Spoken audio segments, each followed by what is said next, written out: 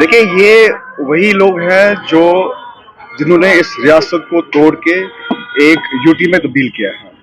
इनका ऐसा बयान देना, इनकी ऐसी बयानबाजी करना इसमें कोई ताज्जुब की बात नहीं है। लेकिन नेशनल कॉन्फ्रेंस का एक कंसिस्टेंट स्टैंड है जो कि है हमारी जो एफर्ट्स हैं for the restoration of state of ये जे वो हमारा एक प्राइम जो है प्रायोरिटी है, जिसके लिए नेशनल कॉन्फ्रेंस काम करती है और काम करती आएगी। और जब तक हमारा जो स्टेट है, जो हमारा राइट है वो हासिल नहीं होगा, तब तक हम बैठेंगे नहीं। इनके आवाज, इनके शोर मचाने से कुछ होता नहीं है। ये जैसे मैंने पहले कहा कि इनसे कोई अच्छी चीज एक्सपेक्ट करना जो है वो जायज नहीं। तो यही वो लोग हैं। ये हिंदुस्तान में मेरे ख्याल से आप सब जानते हैं कि पहली बार हुआ है कि एक रियासत को तोड़ के जो है एक यूटी में डाउनग्रेड किया गया है।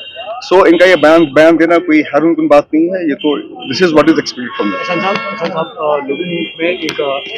It is not in the domain of the state government. ये जो है ये मरकज का कानून है। ये मरकज ने कानून बनाया है और जो है यहाँ पे क्या पूरे हिंदुस्तान में जो है लागू किया है। लेकिन जो हमारा एक स्टैंड है, जो डे 1 पे हमने बयान दिया है कि हम जो इस वक्फ बिल जो है हम इसकी मुखालफत करते हैं।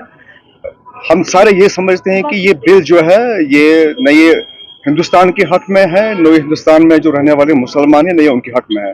सो हमने इसकी मजम्मत जो है डे 1 से की है और पार्टी का एक स्टैंड है। पार्टी इसके खिलाफ जो है सुप्रीम कोर्ट तक जाएगी। वो लीगली जो है बैटल है जो फाइट करेगी। मेरे ख्याल से शायद, मुझे नहीं पता कि इनको सियासत में कितना अरसा हुआ है। अगर सियासत में शायद ये वेटरन टाइप के कोई लीडर होते तो मैं समझता है शायद ये इस बात से खबरदार होते कि मिलिटेंसी से अगर सबसे ज्यादा पॉलिटिकली डैमेज किसी पॉलिटिकल पार्टी को हुआ है वो नेशनल कॉन्फ्रेंस को हुआ है।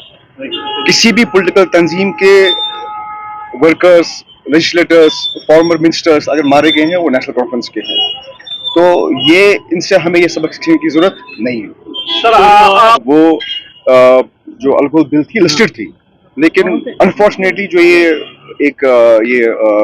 वक्फ का जो ये बिल आया, इसके हवाले से जो एहतजाज लगातार 3 दिन हमने असेंबली के ऐवान में किया है, उस हवाले से जो ये बिल नहीं, कोई भी बिल जो है वो उस पर बहस जो टेबल हो नहीं सकी। अदरवाइज सबमिट की है, होने के लिए सबमिट नहीं की थी। अगर ये वक्फ की बिल जो है, ये वक्फ का लॉ जो है ये इम्प्लीमेंट नहीं होता, ये मामला नहीं होता, तो यकीनन ये असेंबली में जो है बिल टेबल भी होती, इस पे बहस भी होती। और मेरे ख्याल से हम एक्सपेक्ट करते थे कि अगर ये बिल असेंबली में टेबल होती तो इस पे जो है जो भी रिलेवेंट कार्रवाई होनी थी वो हो जाती। बेहतर भविष्य और उत्तम शिक्षा के लिए अपने बच्चों का दाखिला CBSE affiliated MV international school में करवाएं। 16 एजुकेशनल अवार्ड से सम्मानित एमवी इंटरनेशनल स्कूल में अंतर्राष्ट्रीय टाई अप्स और लड़के लड़कियों के लिए एनसीसी भी उपलब्ध है। यहाँ अटल टिंकरिंग लैब और नेशनल एजुकेशन पॉलिसी से लेस रचनात्मक पाठ्यक्रम पढ़ाया जाता है। हर साल कक्षा 12वीं की सीबीएसई परीक्षा में स्कूल के छात्रों का top class result MV international school की एक खास पहचान है। स्कूल मैनेजमेंट ने अब तक उत्कृष्ट रिजल्ट के लिए टॉपर छात्रों को 61 ब्रांडेड लैपटॉप प्रदान किए हैं। लिमिटेड सीट्स के लिए एमवी इंटरनेशनल स्कूल में दाखिला खुल चुका है। जम्मू, सांबा, कठुआ जिलों में स्कूल ट्रांसपोर्ट भी उपलब्ध है। हमारा पता है एमवी इंटरनेशनल स्कूल, 17 माइल्स, ठंडी खुई, सांबा। Phone number 7298212270। जम्मू कश्मीर की खबरों के लिए जुड़े रहिए JK अपडेट के साथ।